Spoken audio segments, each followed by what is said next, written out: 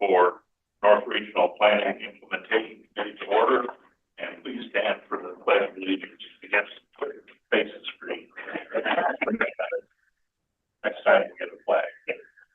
I pledge allegiance to the flag of the United States of America and to the republic for which it stands, one nation, under God, indivisible, with liberty and justice for all. Thank you. Appreciate that. And welcome to the temporary home for North Regional. FOIA notifications have been sent out, and I'll ask for a motion for approval of the minutes for the March 28th meeting. Second. Motion and second, all in favor. Aye. Thank you. Any citizen comments? Seeing none, we'll move on to new business. We have a presentation for Jasper Housing Trust, and Claude Hicks, Executive Director for Beaufort Jasper Housing Trust. If you wouldn't mind, if you have presentations. It's about our 10th presentation this week, so let's try that. Thank you very much for the opportunity to catch you up on where we are and give you an update on where we think we're going in the future. Slide, please. Beaufort Jasper Housing Trust, I think most people know what we are. We are a regional consortium of 6 municipalities, 2 counties, and Soloco, which is an advisory committee that has been very active in the formation of Beaufort Jasper Housing Trust and continues to give us advice as we move forward. Our mission is very clear. It is to create and preserve affordable housing. We are a 501c3. We started out as a regional trust and made a decision that from a fiscal management perspective and from a organizational perspective, it made sense for us to become a 501c3. And our board of directors has a representative from each of the municipalities, both counties, Soloco, as well as 7 at-large members. We chose those at-large members out of the recommendation from the Escobar Robinson study that was done preceding the housing trust that asked that we add real estate background, legal background, and financial background to our, which is exactly what we've done. Next slide, please. Housing matters everywhere. I am very honored to be a part of the Federal Home Loan Bank of Atlanta's Advisory Council. And I can tell you that representatives from those 7 states, when we met this past Monday, had the same exact issues that we have here, which is essentially a lack of affordable housing throughout the region. Why is it the foundation of what we're doing, the foundation for a thriving community? Economic development, housing availability, the ability to serve our service workers, our families who are on lower income part of the scale is vital to our continuation as an area and a region that people want to come to.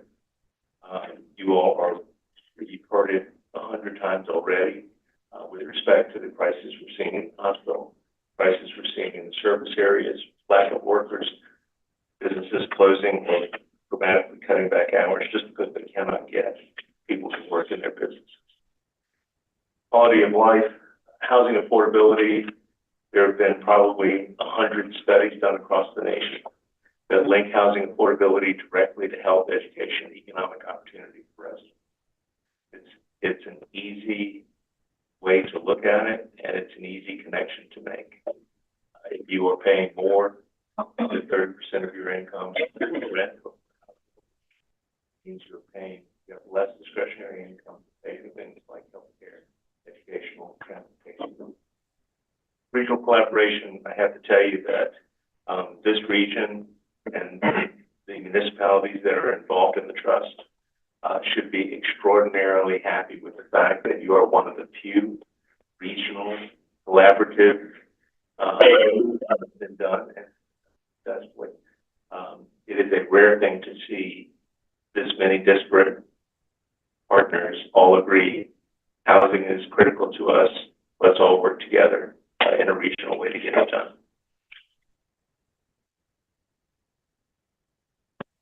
Housing availability is in crisis across the country. It's now risen to the dire national crisis.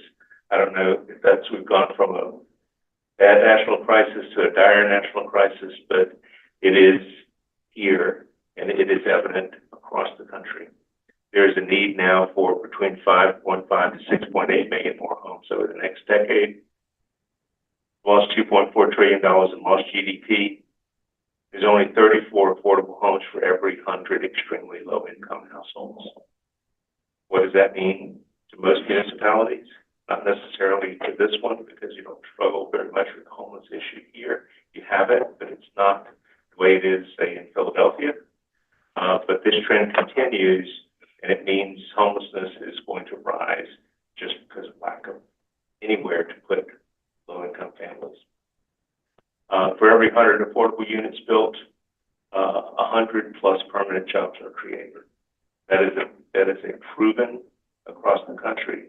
It is also proven that workforce housing and affordable housing can be a stabilizer in neighborhoods. It can be a contributor to that community.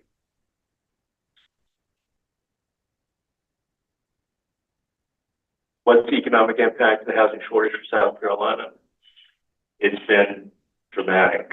5.1 billion in lost economic output, 2.6 billion less in personal income, and 43,000 jobs are estimated not to have been generated because of lack of housing, lack of ability in homes, in communities in which they want to work. I will tell you that last week, the House and the Senate in South Carolina made a decision that in an effort to reduce sales tax from 6.2 to 6, they eliminated all earmarks. Senator Davis had roughly $7 million in annual earmarks in the budget that were removed last week. And it puts all of the deals that we're looking at in a position of having to try and find money somewhere else. So where are they going to look? They're going to look to the counties, they're going to look to the municipalities, they're going to look to regional places that they can get funds. And all of those places are saying, we don't have it. So it's going to be a different kind of conversation for most of the developers here and those who want to build here over the next year. Next, please. Housing permits, you might be surprised that they have not rebounded back to the 1993 to 2002 level of construction where the bank crashed. It is slowly coming back, but it has not exceeded it. A lot of people look at the construction that's going on and think, oh, we have to be back to that level. We are not. We are rising, but it's going to be a bumpy road with respect to where the economy is going. Next, please. Cost burden means spending more than 30% of income on housing costs. If you look at the local MSA is Hilton Head, Beaufort, that entire area. If you look at renter burden over 30%, in our MSA, 57% of renters pay more than 30% of their income for rent. That is an unhealthy statistic. It's one that needs to be improved. It can only be improved with increasing housing stock that's supported.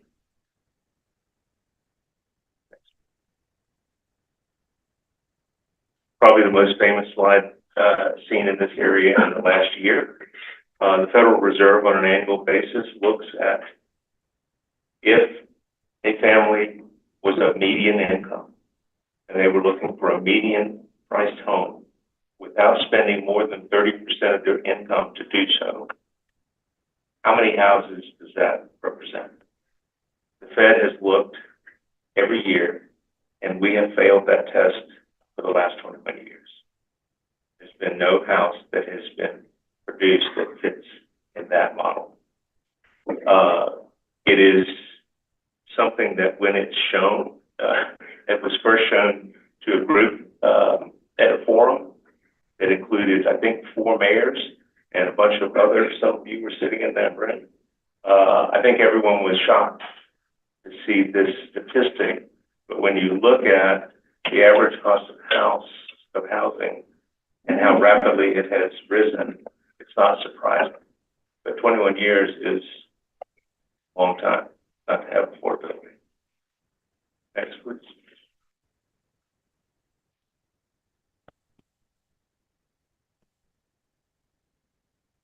When we looked at the median home prices, according to the most recent U.S. Census Bureau, excuse me, got the wrong slide. Go back one. Did I skip one? I'm sorry. Yeah, go back one. Oh, no, I'm sorry. Forward one I more. skipped one. Yeah. This one you want there? Yeah. If you look at, these are the numbers that have just been produced by HUD 2 weeks ago. So median income in Beaufort rose in every category. If you look at 100% median family income in Beaufort, that's $112,500. At 30% of their income, that's $2,800 a month in rent or mortgage. At an average home price here of $400,000, $2,800 does not cover the cost of mortgage, cost of taxes, and insurance. If you look at Jasper County, it is what you'd expect. It's lower. So even though median income has risen, it's not matching the rise in cost of housing throughout the area. Next one. What we call missing middle. If you look at that middle bar, where it says 80 to 100%, these are families who make too much money to qualify for any kind of tax credit housing or any kind of housing with any kind of subsidy on it, but they don't make enough to qualify for traditional mortgages and traditional mortgage lending, and in most cases, to 20 to 30% down that's being required by most financial institutions today. Even when we look at, the trust has a first-time homebuyers program. Federal Home Loan Bank has the same. A lot of banks here have the same. And even if you combine those, we still don't get to the 20% requirement for most banks for down payment. Just because the cost of the house is too high. We were sitting in a meeting 2 weeks ago, national builder. They came in touting they were affordable. Their price point starts for a townhome at $425,000. Starts. If you look at a young family and you say 10% down, $42,000 is beyond most of their reach. They're going to have to depend on either first-time home buyers or some type of subsidy. Even parents don't have $42,000 to give their children to live down on the house.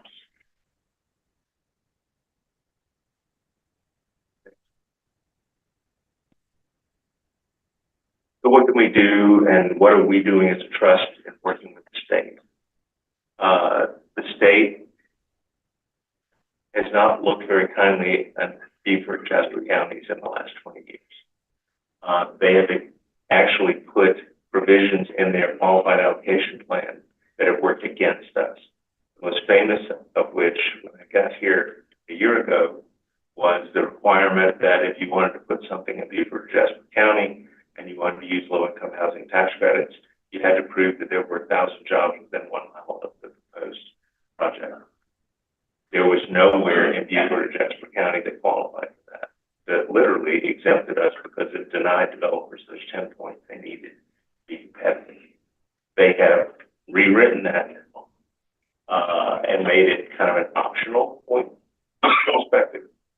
Still, we're not getting what we need to get.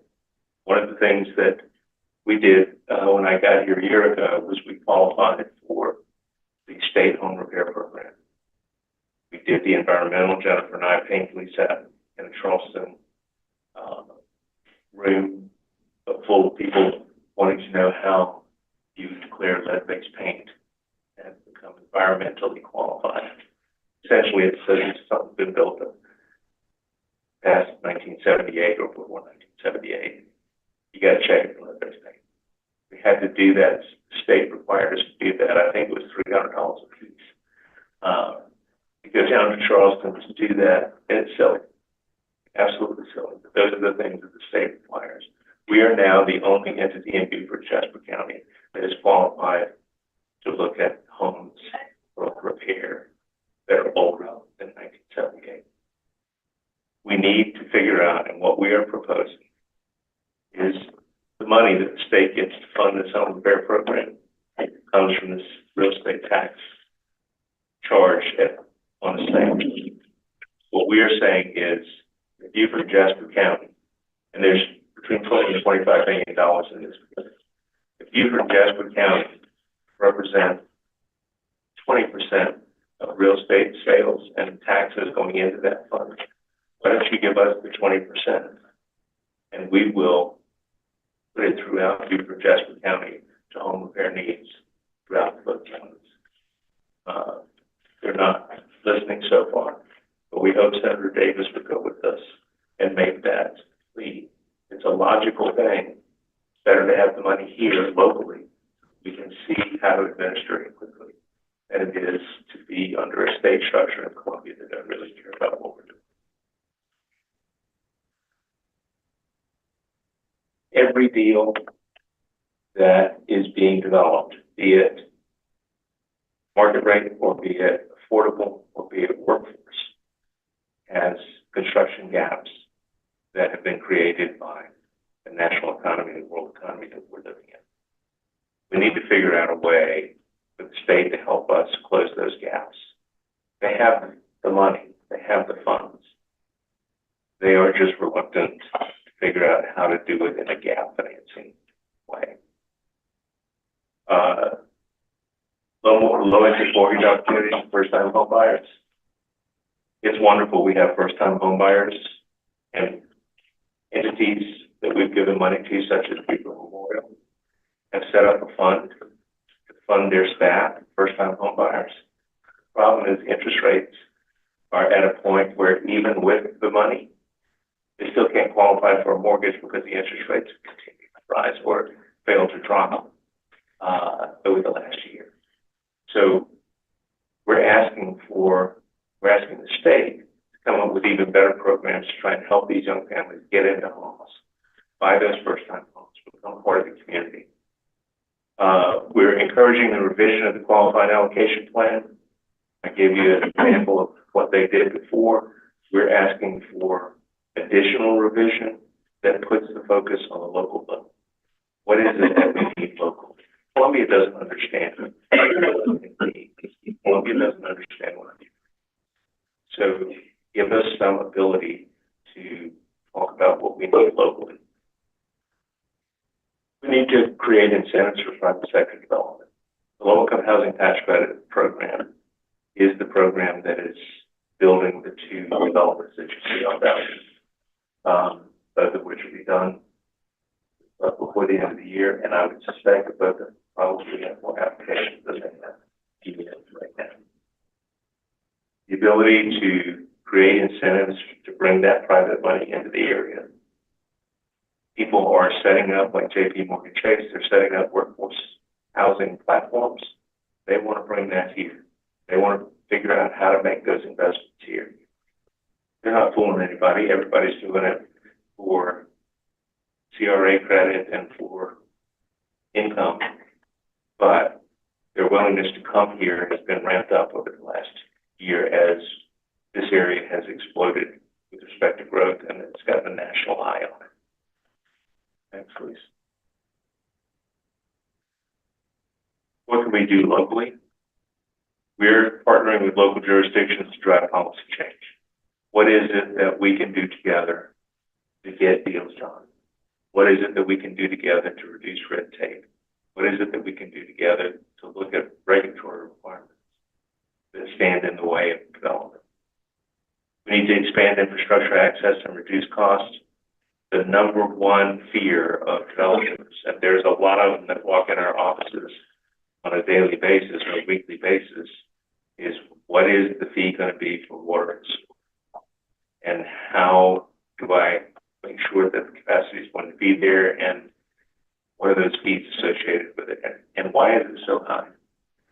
So we want to have those conversations to talk about what, if anything, we can do to ease the burden for developers to come in and get product on the ground, get houses out of the ground, get families out.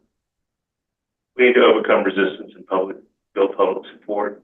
I've been doing this for 30 years. I have never gone into a meeting with the public where anyone wanted to see additional multifamily housing, especially if it's workforce or affordable. The old NIMBY kind of thought process around workforce housing and affordable housing still remains. It remains strong here. I've had people stand up in meetings where I've spoken and just say, we don't want those people here. Those are the things that we're going to try and overcome. By and large, Beaufort and Jasper County are probably among the more progressive and welcoming with respect to figuring this out for a real economic need. We've got service workers that can't find a place to live. So we need to continue to do that. But this is a lifelong, this will be here 50 years from now. It's just ingrained and built into our system. And it's something that we need to continually fight. And the way that we fight it is by saying, look at who lives there. Look at who it is actually living there. They are your service workers in the hospitals. They're the people that are driving the school buses. They're people who are helping you in the hospital. Those are the people who, working people who are living in workforce housing. Next, please. So amongst all the things that we are doing, one of the things that we thought we would do based on the success of some of the forums that we've been to over the last year is to put together a forum which brings municipalities, developers, builders, financial people into the table to ask one question. What is it that we can do to ensure that we can build more workforce housing, higher quality, make sure that it fits in with the community? What are the things that everybody sees as obstacles? And how can we, as a trust, play a role in trying to get those obstacles removed and trying to get a discussion and a narrative on the table about how we can really make a change? So we're going to sponsor this. The same person who gave the famous 21-year gap speech will be speaking at our forum in September. We hope that you will all attend, and information on that will be coming out there. That will be September 24th.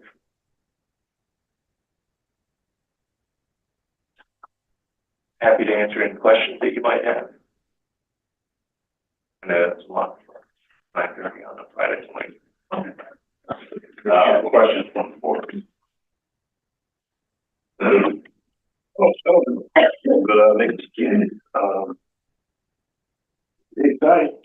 I do like you have a resistance from folks having people coming into the neighborhood. I like the approach that was done in Hardyville, where home ownership became the key. How can you work toward that rental, but home ownership? Because if I own that home, I'm going to do all I can to keep that neighborhood safe, especially for my kids, etc. Well, I'll say one thing. Workforce housing and affordable housing is the only housing in the country where you can protest against it based on who's going to live there as opposed to what it actually is. If you think about your neighborhood, You cannot determine who's going to buy the house next to you. You cannot determine if they're going to be good or bad or nice or not so nice. Against law. And yet, many communities will focus on workforce, whether it's homeownership or rental, as something that they don't want in their community, based primarily on myths that have been created about who's going to live there. The Hardyville project is one that can be replicated, but the circumstances to replicate it have to be there. Hardyville gave the land. Marino Construction came in and gave a fixed price for the building. And Habitat came in and gave the financing, including first-time homebuyers funding from the trust. We gave, I think it was a little over $9,000 per family. It was 10 units. I have to tell you, if you haven't seen them, they're very nice townhome units, nicer than a lot of the townhomes that I've lived in during my life all over the United States. So they did all the right things. Hardyville also gave them some concessions, gave Beaufort some concessions that they took and applied to their market rate deal that they're building down the street. Mm-hmm. So you had a whole bunch of agreements that had to be made, but you had to have the circumstances, stars all aligned in exactly the right way to get this done. If you look at where it is, it's in a great location.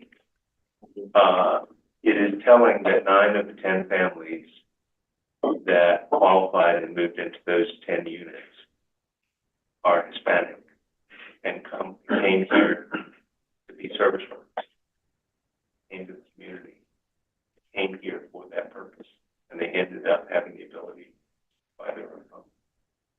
Can that be replicated? Yeah, but is every municipality willing to give land? Is it willing to make concessions?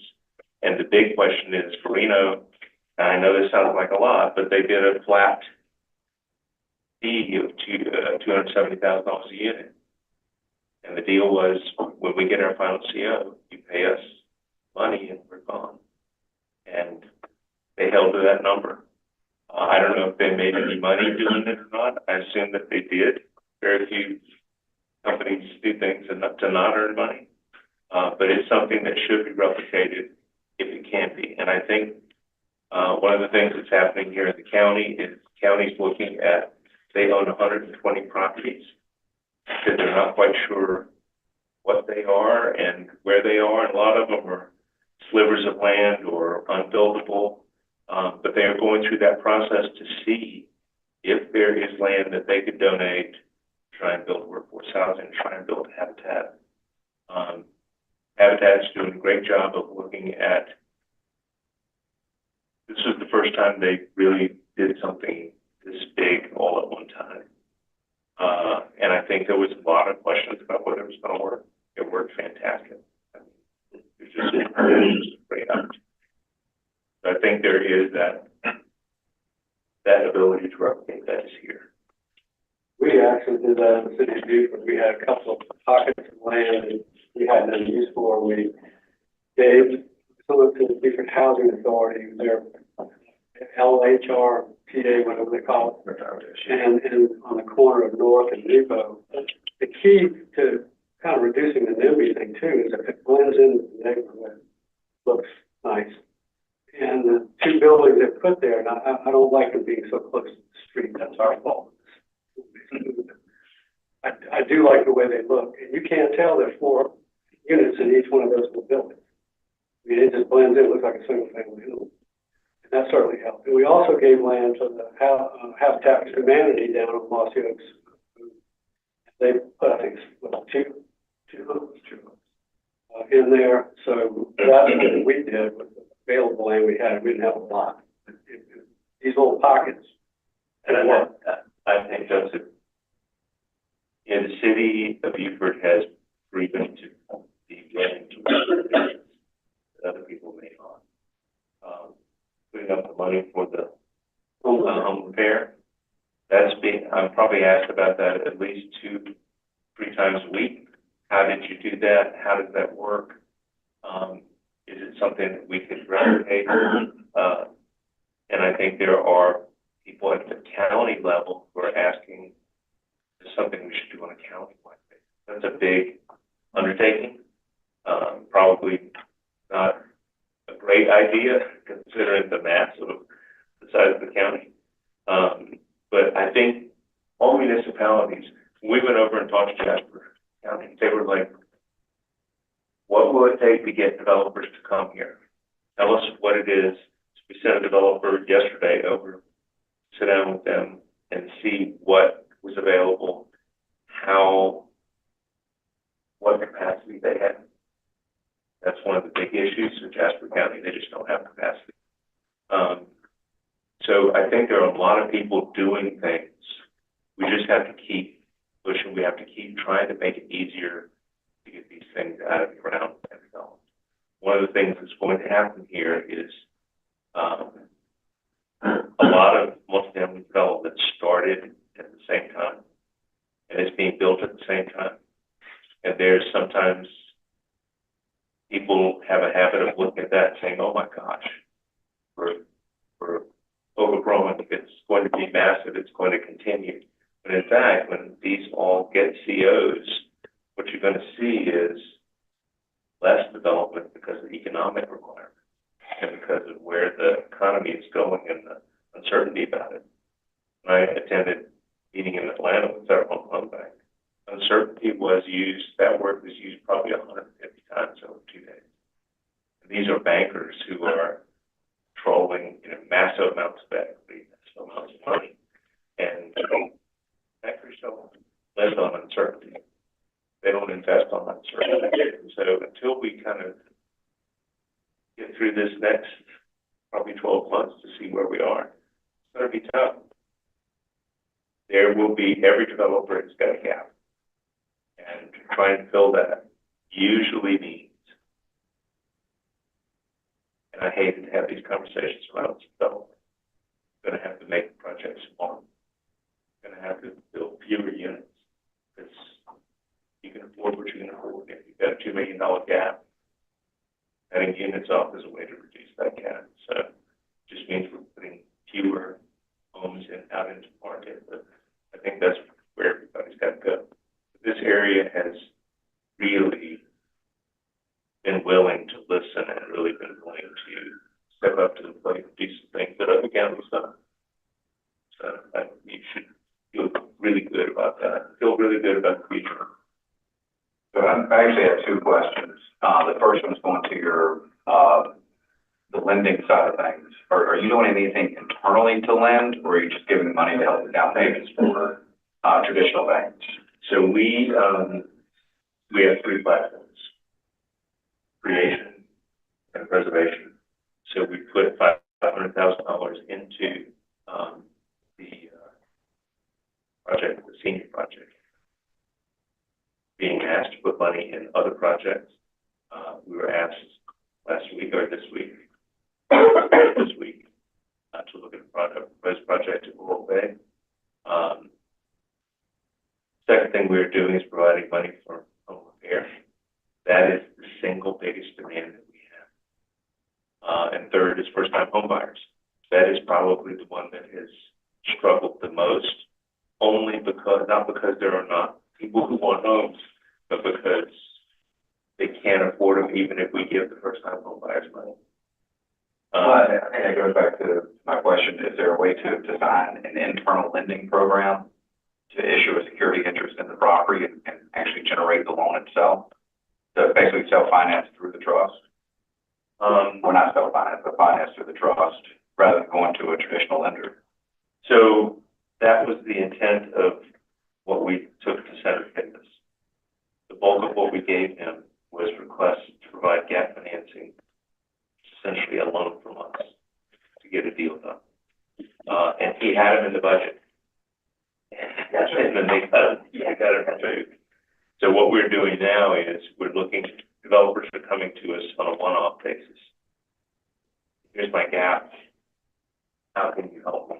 And we try and figure out, are there dollars that we can actually put in directly? And our board, if asked by me, by Jennifer all the time. Should this be a loan? Should this be a grant? How should this look? What are we here for? With respect to how we put money out into the marketplace. The answer to your question is yes, it's already being done. We're already doing it. We're just not being able to do it on a scale that we want to. And then my last question for you is, and I asked you this already once, at one of the last meetings, is there anything that we can do on a regulatory basis to reduce fees for true affordable housing, workforce housing projects? Not just somebody slapping a label on one, but true affordable housing. Is there something that we can do via ordinance or some regulatory scheme to help reduce that, where they don't have to keep coming back and asking, per project? So different states do different things. A lot of states have provisions on the workforce and affordable housing that says if it's a tax exempt owner, you are tax exempt with respect to taxes locally. That's a huge issue. This works no differently than a regular market rate deal in the fact that the longer it takes to get through the regulatory process, that workforce housing or affordable housing developer is incurring those interest costs, they're incurring those pre-development costs. Pre-development costs now on workforce and affordable housing on a 48-unit deal are cresting almost to $300,000. If you're going to put $300,000 in up front, before you know if you can get it financed, which is a burden that workforce and affordable housing developers share, the ability to get something done faster, the ability to get an exemption on taxes, the ability, even if it's a pilot on taxes. And that's proven in a lot of states to be something that the public could go along with, but also something that dramatically helps affordable and workforce housing, where you are on a graduated tax system over a 10-year period, and it works. And it works well, because on affordable housing, when you get to 10 years, you've crested now the tax credit equity in the deal, and you're looking at refinancing the deal. So you look at a future investor and say, I'm at my 10-year limit, I'm paying my full share of taxes. They're far happier to give you a better deal going forward because they know you can pay the tax burden from that point forward. Anything that will give a project a chance to mature, anything that will give a developer the ability to get something done faster would be enormously helpful. Most people don't understand in workforce housing and in affordable housing, the agency themselves, the state themselves, burdens those properties because everybody wants one thing. They want you to drive by and not know whether that's an affordable workforce deal or a market rate deal. So in order to do that, the environmental requirements at the state level on affordable and workforce housing are staggering. Just the administrative costs are staggering. In San Francisco, to create an affordable unit, one unit, $1.1 million. In the Southeast, it's cresting above $320,000. And it's because of the extra burdens that are put on. You got a double whammy. You got your local burden, and then you got your state burden from the Housing Finance Agency. We're fighting to say, come on, if the locality is making us do this, if we're meeting all the requirements for energy efficiency, for example, the state shouldn't then overburden the project by putting another layer on that makes it even more difficult to operate. One of the things that was discussed in Atlanta was what housing authorities are doing across the country, which is a work model based approach. So you all are aware that housing authority is going to redo with Marsh Point and Sandalwood. You're going to tear them down. That's the proposed. Although I don't think they've talked to a whole lot of people about exactly what they're doing, but they're going to tear them down and build new. Looking at what those costs are going to be And if they are burdened by the Fed, plus the state, plus the locality, it's gonna be so expensive, it'll make everybody's head spin. I'm not saying it doesn't need to be done, it does. But there needs to be a lot of thought with respect to how you're going to do it. Does one of anything help, I mean, to David's point, in that gap financing, if you own the land, you do a long-term ground lease with a developer, you keep it in perpetuity affordable, and you fill some gap for that developer, so. Is there any thought? That is something that's been done a lot, and it guarantees that that project is going to remain workable, so it's going to remain restricted in some way. At our presentation earlier this week, our discussion about the project at Laurel Bay, they were willing to go to 99 years. I'm probably the only person in the room that would advocate not to do that. Only because if you go to 50 years, the state now requires you to go to 40 years on a tax credit. If you go to 50 years, the average life of a multifamily project is about 45 years before things really start becoming crazy and with respect to repair.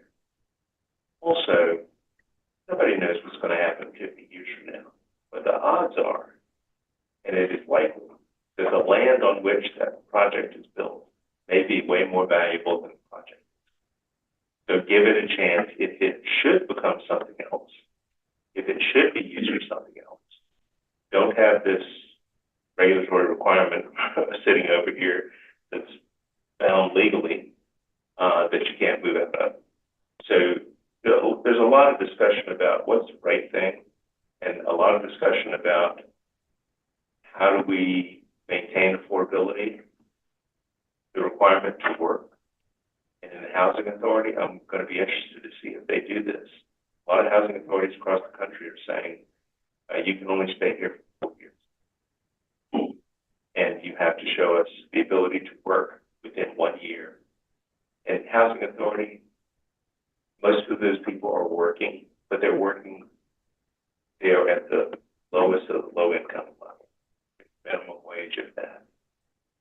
So if you tell me that my life circumstance dictate that this is the only opportunity that I have, and it's a good opportunity, I gotta go to work, and I gotta leave here in 4 years, the incentives on me are really strong to figure out where my life is going to go, what I'm going to do, how I'm going to do this.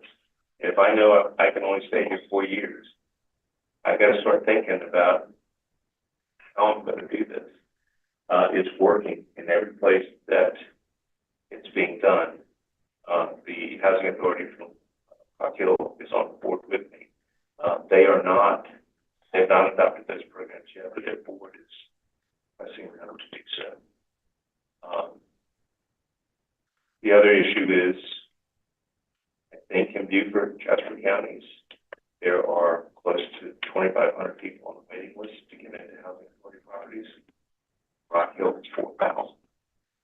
So it seems logical. In fact, I'm old. I was here when the tax credit program was first born. It was not called low-income housing tax credit program. It was called transitional housing. And the whole point was to say, okay, if your life circumstance dictate you need this help, we'll give it to you. But the expectation is that you're going to do what you need to do to get a better job and move into market rate housing or buy your own home. That has changed. We're now in a situation where a lot of workforce and affordable housing has multi-generational families in it. You got mom and you got grandma and you got daughter all living in the same place. Why would you move if your rent or a market rate style apartment is $400 cheaper than down the street? There's no incentive to move. And even if you're working, even if you're doing what you're supposed to do. So the thought that you would have a time constraint there, I think is a good idea. We're looking at it to see if it's working. we'll look over the next couple of years to see if, okay, those families that are being told the end, what are they doing? Are they struggling?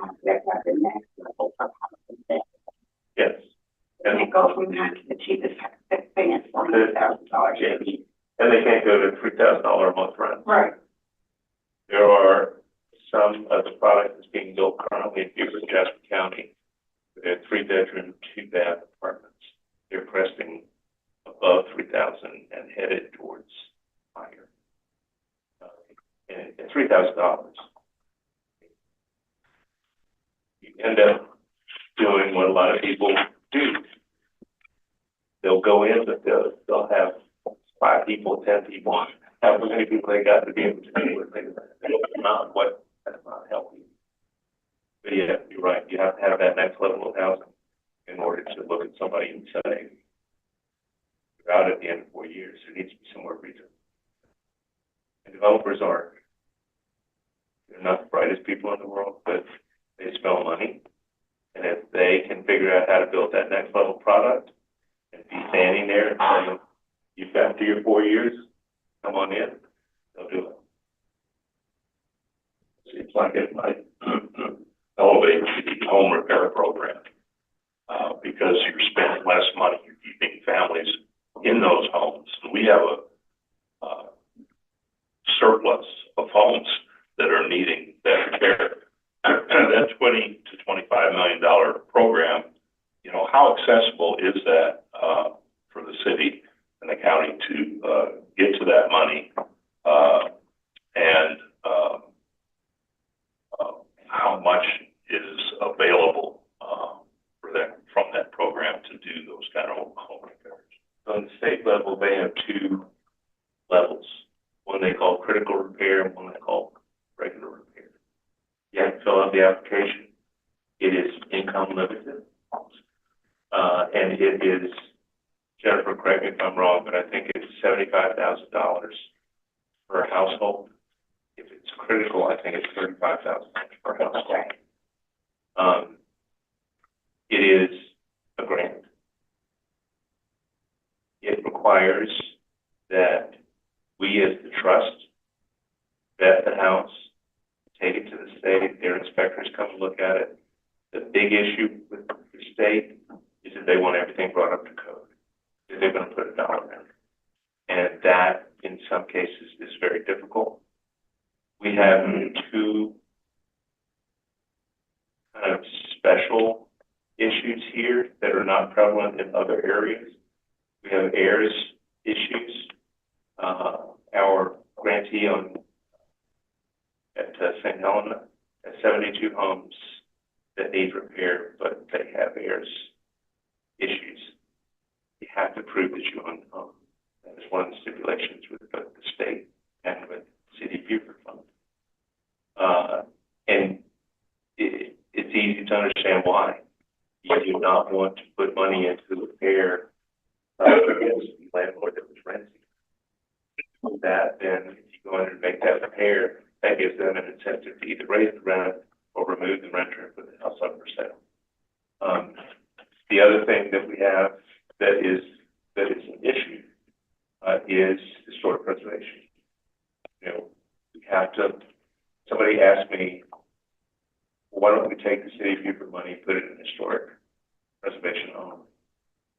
That would have, one house would absorb probably the $250,000 a month, and we probably still wouldn't hit everything.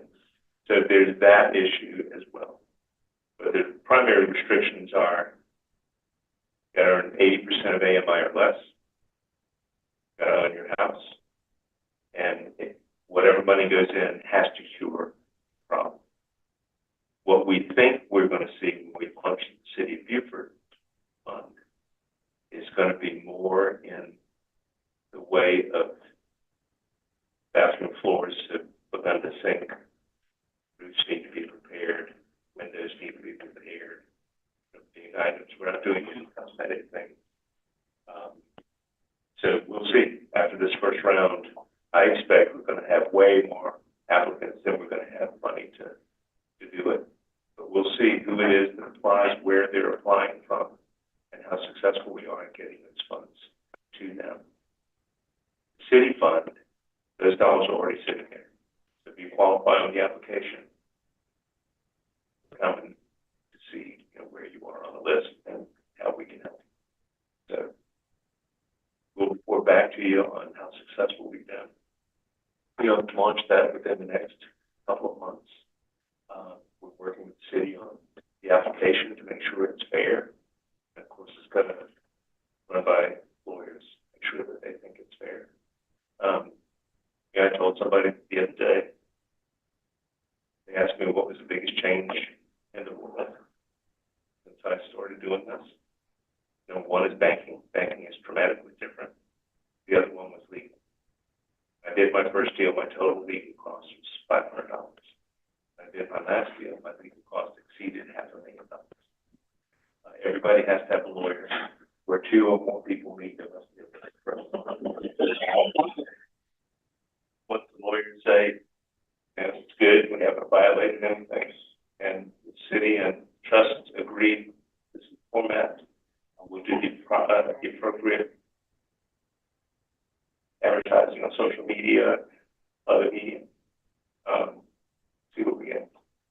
To the point about the historic district, contributing buildings and all that, Beaufort Foundation, I've been talking to them. And by the way, the soiree that's coming in, the Lafayette soiree, all the revenues generated are going to be put into loaning money to repair those homes. And I'm trying to figure out a way to make this work. But if that's the case, they'll fill the delta. So if you have an applicant, let's say, in a contributing building in the historic district, here's what we're going to do.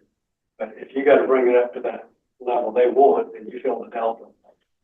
And that's what they can come in and fill the delta so we get what we want. We're looking at, can the state, if we have something that exceeds our set aside per unit, we can buy those with state funds, will they let us do that? The other thing that's a big issue, it's a huge issue, is mobile and modular homes. They have restrictions on those, and it's very difficult. I mean, it's an enormous problem. But everybody has their own set of rules about that too. So we can't put anything on this from the state dollars, nothing that's more than 45 years old. And they really look at, for the dollar and have you satisfied all the code issues. Huge market. And that is also real. Who owns the structure questions? Who owns the land questions that have to be answered.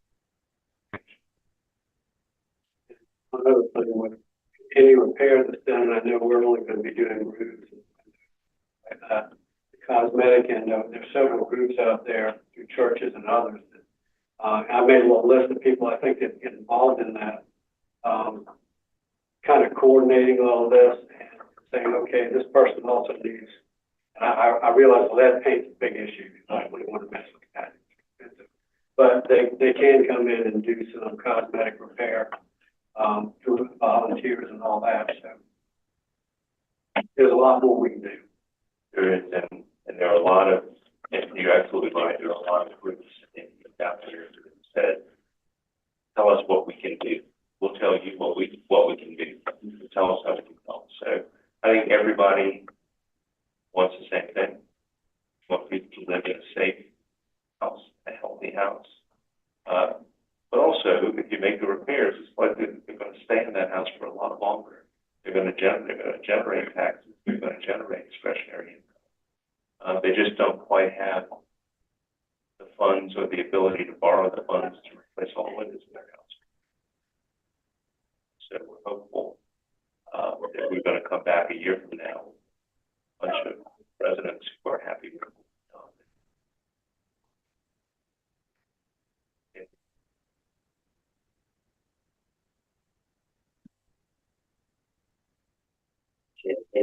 The zoning ordinance here for base, and that means a lot depends on the design. And some of the design requirements are such that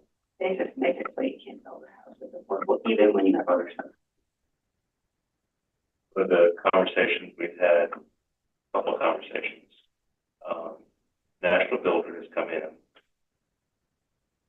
got the density they wanted based on putting additional things into the house itself, additional improvements, nicer. So they've come back and said, keep the density, but remove these things that we promised that we would do, or some of them. And in exchange for that, we'll do some first-time home buyers and do some home repair in the neighborhood. I don't know where that conversation is going. It should have been a conversation when they first brought the deal in to say, this is what we're going to do. Now it kind of looks like I'm trying to make something up so that it'll be cheaper for me. I suspect that at the end of the day, they're just going to come back in and say, okay, we won't do any import, we won't do anything with the neighborhoods. We're just going to build what we're going to build, put it out in the marketplace and sell it. But those kind of conversations, if they're held soon enough in the development, so things don't get baked in. But you're right, there are things that in that discussion seem like easy things that there could be some compromise. But I think everybody had already set their stakes in the ground, and they had already spent a lot of money, and they just weren't going to bend. Well, I think also the zoning ordinances don't allow that kind of negotiation. Yeah. So. And rightly so. I mean, county and the municipalities are saying, we'll give you something if you'll give something back. But then when you say, well, give it to me anyway, and I'm not going to get what I promised back, there's nobody that I know that works for a municipality or for a county or any government entity that says, okay, we'll take that. You know, you rescind everything you said you were going to do, and we'll give you the extra density. They're not going to do it. Kurt has a question or comment. Oh, sorry. All I was going to say, Mike would know that this week we approved a 20-lot modular home complex, Clayton Homes in the hospital. That we spent a lot of time working with them to basically get over all the design. So the hospital, I think, was kind of underwriting that. So Clayton Homes was able to design a project. So we used our architect and our staff to kind of help them. And so it worked out. It just took a little bit of time. But we got approved on Monday. We were on that, I think, that initial call. And one of the things that you all wanted was, we want it to look like a neighborhood. We don't want it to look like a trailer park. And I think Clayton kept digging and figuring out how they were going to accommodate that. And they weren't. And it can't be accommodated. It can't be If the ordinance allows. Yeah. And I think that's going to be a great community. I think it's going to, you all know we have a hospital has a crisis. 30% of its nursing staff is transient. And if you have 30% of your employees transient, they're turning every 120 days, it makes it really difficult to operate. Plus they get paid a lot more than the staff. They do. They get paid a lot more, and they're only here for 120 days. They're here to get that $2,500 a month tax-free. And frankly, if I was a 22-year-old nurse and I wanted to see the country, I'll come to Beaufort and say, wow, this is great. And if I want to go to Florida next, there's hospitals that will hire me in Florida for that same 120 days. And I'm banking a little bit of money, and I'm bringing my little trailer behind me wherever I go. Yeah. Would you really blame somebody for doing that when they worked hard to get through nursing school? But the issue for Beaufort Memorial is that those nurses don't have a vested interest in patients or the hospital or the community. They're just here because it's financially beneficial to them.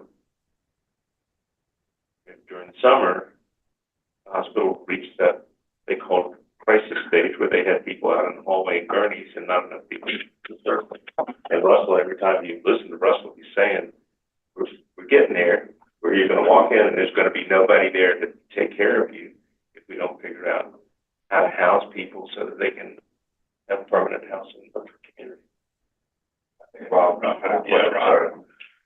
I just have to push back a little bit because what we're seeing is a desire, you know, you have a suburban style house on a large lot with a garage, you know, what we're seeing is that model getting on a smaller lot, much less setback, but still dominated by a garage. So it becomes an environment that is, it's not as desirable to live in. It creates a pedestrian situation where it's not as safe to walk because you have cars parked on driveways. And so the standards that we have for higher density are meant to, you know, have either a driveway that goes back by the house or alley access. And those are the issues that we're getting pushback on. You know, and they're saying that it's a bottom line issue. I honestly don't know that, you know, there's this balance between, are we creating an environment where, you know, a much less desirable type of community that's not as safe, you know, for pedestrians or kids to play, versus one that is more modeled after traditional, you know, kind of Main Street that you prefer. I mean, residential street where you don't have a driveway every 30 feet. And so I understand that there's, you know, and I certainly, one of the things that we want to undertake in the county are what are some reasonable things that we can consider in, you know, what are things that are adding cost. But I think that there are other things that we may decide, these are not negotiable when we're talking about higher density. You know, we're building more houses or townhouses on the street, and, you know, there's driveways and cars everywhere. You know, there's some, you know, there's some balance between creating a desirable community for affordable housing. So I've been in the 3 conversations where we have talked about this. Yeah. And we were on the table, primarily being asked if we make this exchange for first-time home buyers and put money into home repairs in the community, will you help us do that? We certainly would. But we also understand from the county's perspective, we already told you what you were going to have to do to get the density. We already told you that. Now you're wanting to exchange something else to get a lower priced product. And I understand the county's reluctance to do that. I understand that it would set a precedent where every developer would go, well, wait a minute, you did it for them, why are not you not doing it? I don't disagree with you. I also don't disagree how they are trying to do it. It's kind of going around your elbow to try and get what you want. But I think these conversations, while they happen initially at the development stage, developers, by and large, almost all of them, will tell you whatever you need to hear to get what they need, and then try and change the game, you know, later on. I mean, it's part of the nature of development. But we understand. I'm not so sure that their proposal on first-time home buyers and home repair fund takes the place of what they're asking you to give them back, the concessions they're asking you to give. I don't disagree with that. I think at the end of the day, the municipality has to look down the road and say, 25 years from now, what is this for? Jennifer and I drove through a habitat community that was built 25 years ago. That needs complete renovation. I thought habitat stayed in the deal as the homeowner, as the property matured, but they don't. And so there was a failure there to say, wait a minute, do these people know exactly how to keep these houses maintained? Do they know how to do this? And when in our discussions with them, it came down to, well, yeah, I know I have a leak in the roof, but I don't have the money to repair. So I just put tarp on it. Something else on it. A lot of questions. Hard thing for everybody to accept. is that there's as much of an onus on the homeowner, renter, as there is on the developer and the municipality. There's still got to be responsibility on this. You still have to maintain your property. You still have to do what you're supposed to do. So what we're trying to do is not put our money where it makes the most impact, but also it's got to be a lasting impact. We don't want somebody to say, well, you made this repair last year and it only lasted a year. Let's make the repair. Work with the county, work with the city, work with the municipalities on how we can get this where everybody's happy. My old mentor told me best negotiation is where everybody's unhappy.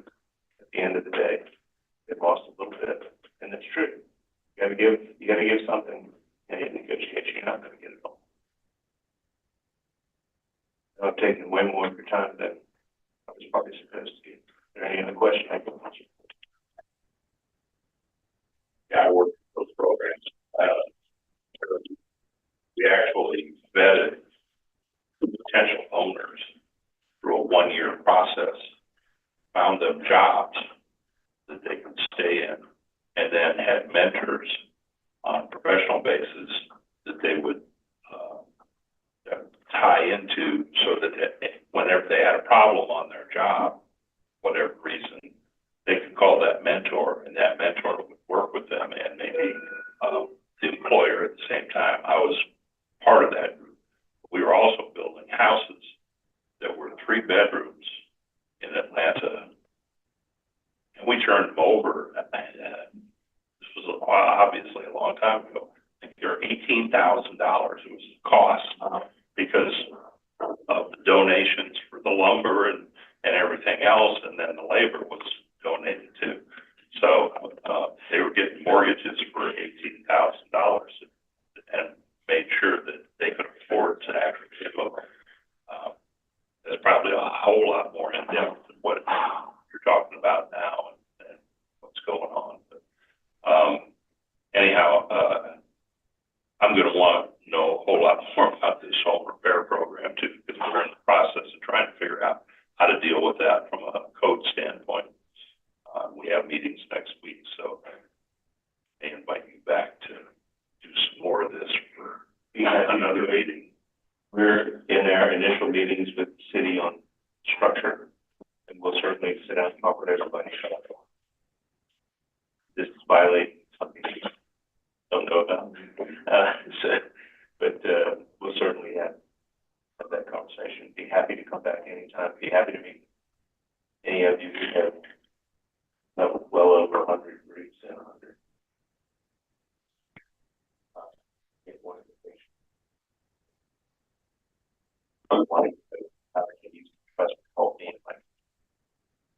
Thank you very much for the opportunity, and I appreciate it. Come back and I'll come back anytime you'd like. Thank you, Mr. Hughes. Thank you. Really appreciate it. Yeah. Very informative. I failed to ask, go around and ask for everybody to introduce themselves. I guess I'll forget that for now. But do we have anybody online that's a member of the committee that? No, okay. Then I apologize for that, but moving on, I guess, Rob, are you? Yeah, I can provide a briefer version of the conversation. I know the one. Or would you prefer to come back on another meeting? I could come back another. I mean, one thing to do, I can maybe take 5 minutes and kind of get back to what I think most people here are aware of this initiative, but not everyone. And so, well, you want to? No, let's not. Yeah, okay, let's not. So, Why don't we do the overview and then we'll just have you come back. Okay.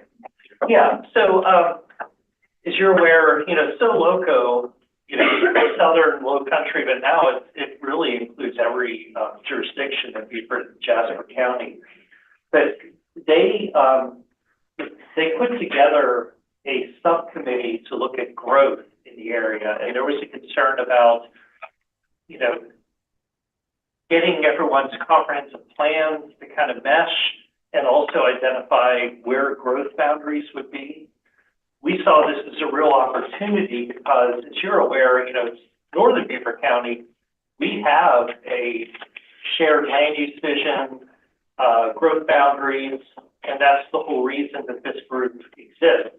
But in southern Beaufort County, there's really no, there may be growth boundaries and comprehensive plans, but there's no real regional oversight or recognition or coordination that is going on.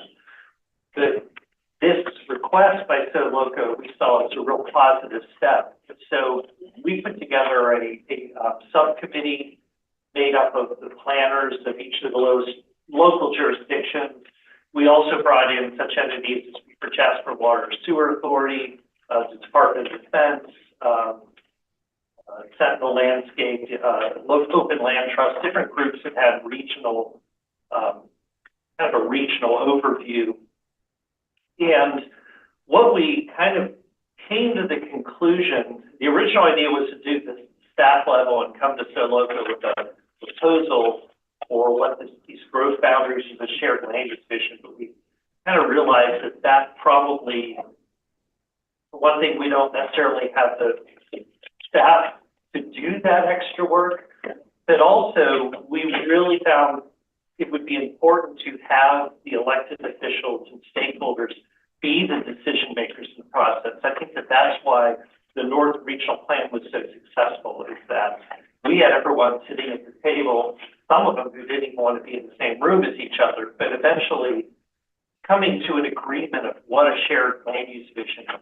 So what we're recommending is that this effort take place in a series of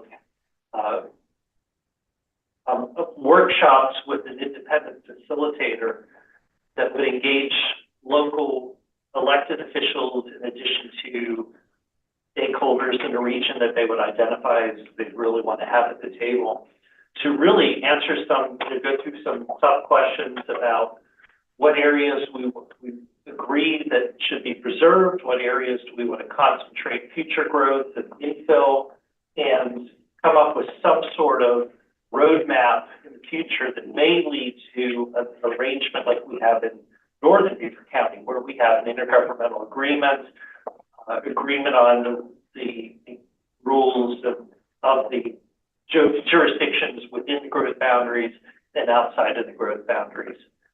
And so this presentation, we've had some communication with SoLoco. We presented last month at their March meeting, and then we presented this Tuesday.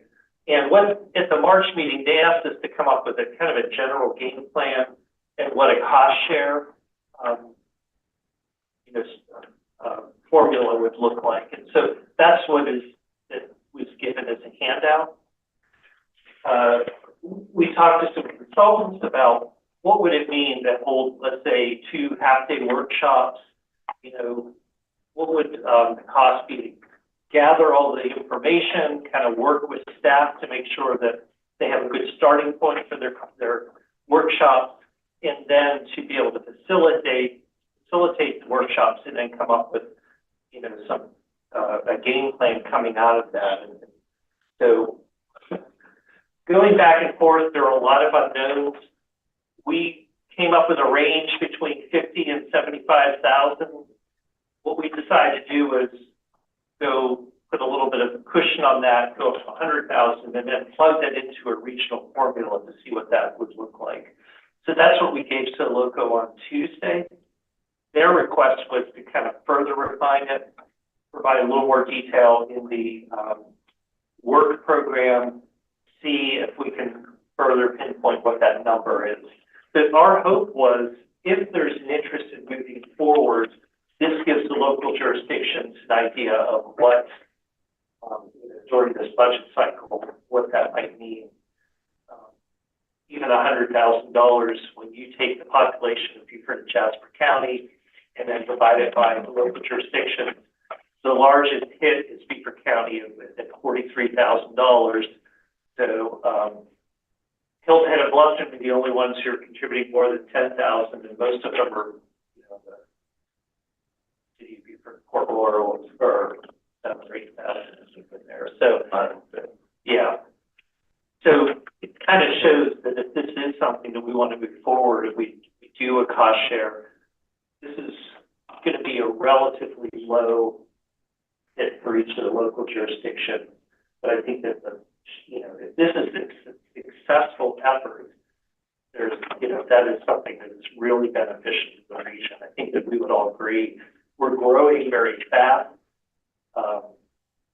We're seeing about 3,000 building permits. We did a snapshot of the year 2023. About a third of those are in the city of Hardyville, so that gives you an idea of the share of our future growth that's happening there. And then we have over 50,000 entitled dwelling units in the future, most of that in the city of Hardyville. So there's quite a bit of room for us to grow as a region, and trying to keep up with that growth and coordinate it is going to be an ever-changing challenge. And I think everyone in this room understands the growth dynamic of Beaufort County, but when we start looking at what that means in the future, and if we continue to reach out into jurisdictions or out into Jasper County and grow, there's going to be a consequence, and all the problems we're having with roads and infrastructure are only going to be compounded. So having a regional growth strategy is something that is what this recommends. So it seems to be getting very positive feedback from SoLoco. I think what they're saying is give us a few more details. So that's kind of where we are right now, and willing to answer any questions. Yeah, I'd be really intrigued to hear more about this. I don't know if you have that need to do business for the next agenda item that we take next Or month. next month. Yeah. Absolutely. And then put me first on the agenda. And put you first on the agenda. Oh, yeah. Well, think it out. I want to do my presentation. So, maybe we might have a little more detail work out as well. Yeah, the other interesting factor here, and this is something that we're dealing with internally, among staff, is that Beaufort Jasper Water Sewer Authority is undergoing a very detailed master plan. And a lot of the work that their consultant's doing is similar. They're really trying to get a handle on what do our comprehensive plans say, what does a future land use map look like for our region. And so we would love to build on that, but trying to work out kind of the complexity of what organization that has a contract and how would you so there's a lot of unknowns as far as, well, if we have the same consultants, we're looking at something that's going to be a lot easier to do and less expensive, but we have to make that decision as a region, and how do you do that with our procurement? And there's a lot of things like that we're working out. We're hoping when we come back to SoLoco and to this group, we'll have a better handle on. I'd like to see some of that product that they've produced previously. That would help me assess where we might want to go. I think it's incredibly important, so I look forward to your presentation at our next meeting. Rob, when do you think the workshops, when you might have those? So probably ideally would be in the fall. I'm thinking that there's probably not enough time to get anything together before the summer, and I think we all learned that things tend to shut down in the summer. So that would be probably the soonest. Is that something that affordable housing? Yes, I think that very question of, because the question about where affordable housing is best located, I think is a big part of that. Because I think sometimes people think in this larger picture that the more, if we preserve land, then that is going to be a negative on affordable housing. But if you have an area that you target for preservation, that you identify where affordable housing or infill projects are best suited, or areas we want to promote redevelopment, then that's kind of like the counter to, Or the exposure rate too, it doesn't have to be a neighborhood of only workforce, you could have all different price levels in there. yeah, oh, yeah. But typically, you're probably talking about higher density, you Yeah. want it in areas that have closer to services. Part of our, that's part of our plan too, is to ask municipalities and jurisdictions where do you want to see it? Let's identify it, put it on a map so that we're all on the same page and we're like, okay, well, you said here, so let's do it here. And then there's no question about where you go from there. And I think that's exactly what those conversations have to happen, for sure. And we are, I mean, just getting back to the previous stuff, we are very interested in, we got away from affordable housing incentives in our codes because the rationale with the form-based code is that you have higher density, mixed use. But, you know, we definitely would like to have that conversation about what are some reasonable, whether there's a provision in there for affordable housing and some of the things that we,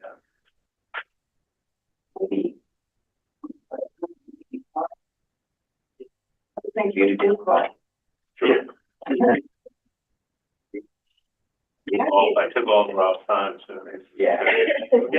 I mean, and I know some low-hanging fruit, but, Yeah. you know, the question is, you know, when we talk about density, you know, then there might be some of this balancing, you know, if you have more houses on the street, you know, the old style suburb, the houses are set way back, they're generously spaced, but if they're crunched together with right up on the street, then the front-facing garage may not work, you know. Right. There might be like little things to make decisions on, Right. but maybe But even to be things like how long the eaves have to be. You know, Yeah. stuff like that. I mean, no of these ordinances, the housing didn't have those, some of the standards that they do now. We even made a mix that up a little. yeah, and yeah, things like that, or I dare say, you know, like the 18 inches above grade, that's something in our transit. Yeah. That is something that's in an area that's out of the floodplain and has good drainage, that may not be, you know, that could be a negotiable. So I think that things like that. Yeah. Wherever you do the low-income housing or the affordable housing, it's gonna have to be near transportation routes. Yeah. Public transportation is gonna be key. The traffic problem we have in this area is only gonna get worse. I don't even like driving south of Broad, I'll be honest with you. It's a pain in the ass. And I don't want that to happen here. But we gotta be doing both, that's the tricky part. Well, I know, and so public transportation is a big part of Right. that. We had a presentation last night, at our joint meeting in Fort Royal, with the Northern Region Transportation Plan. Give us an overview of what to expect. I think they will be finished with it in a couple of months, something like that. So we'll have a better idea of what, I think, Mike, you're gonna be involved in some of that. Yes, yeah, I have a meeting coming up next week. Yeah, so that's the elephant in the room.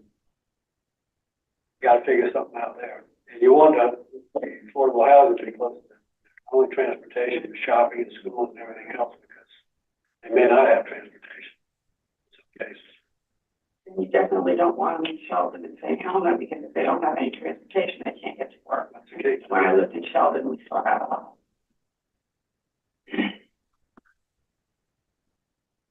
Okay, other questions from the board? Thank you, Rob, appreciate it, we'll see you next.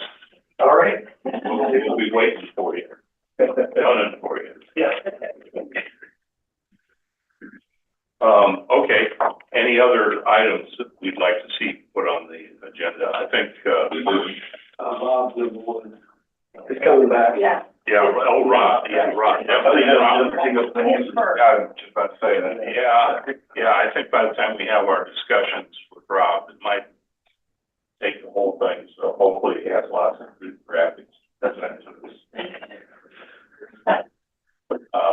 And I just say this, that I've been talking to the county and dealing with that whole issue of destruction, particularly 170, 278, and I've been basically told that we need to look at the total picture and things to come, and was sort of disturbed with planning that already here in the Jasper County, around 170 stuff in.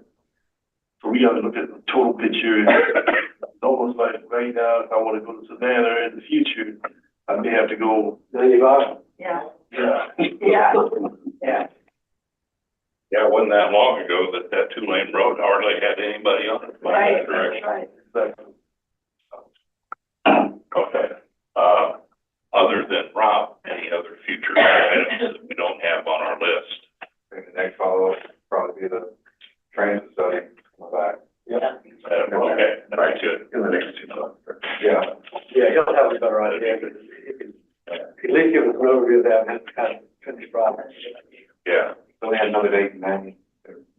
Yeah. You want to jump start, go to the point demand Beaufort County Channel and Steve Ross presentation.